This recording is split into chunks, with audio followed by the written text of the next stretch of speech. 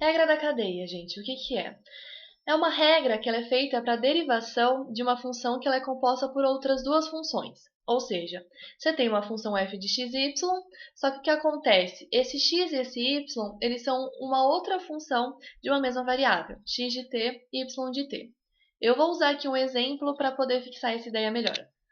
A gente tem aqui que f de xy é igual a x mais 3y, e que x é uma função de t, que nesse caso é igual a t, e que y também é uma função de t, que nesse caso é igual a 2t. E o que a gente quer? Com a regra da cadeia, a gente quer derivar esse f de xy, só que em relação a t. A gente quer a derivada de f em relação a t.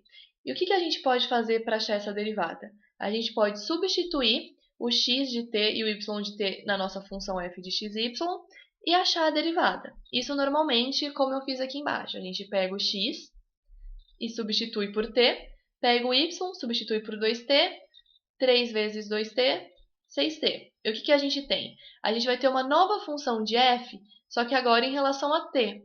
E o que a gente faz? A gente deriva. E a derivada dessa função igual a 7. Tranquilo? A regra da cadeia, o que ela é? Na maioria das vezes, grande parte das vezes, é um pouco mais complicado do que só substituir. Não é só substituição. Então, a regra da cadeia ela surgiu para poder fazer essa derivação de f em relação a t de uma maneira mais prática, de uma maneira bem melhor do que ficar substituindo. E é exatamente essa equaçãozinha aqui embaixo. É muito importante vocês terem essa equação decorada, porque a regra da cadeia ela não é uma coisa intuitiva. Então, é muito importante vocês decorarem essa equação. E o que essa equação aqui significa? A gente tem df dt, que é a derivada de f em relação a t, que é o que a gente está procurando inicialmente, e ela é igual ao quê? É igual a derivada de f em relação a x vezes a derivada de x em relação a t, mais a derivada de f em relação a y vezes a derivada de y em relação a t. É importante vocês entenderem muito bem o que significa essa equação aqui.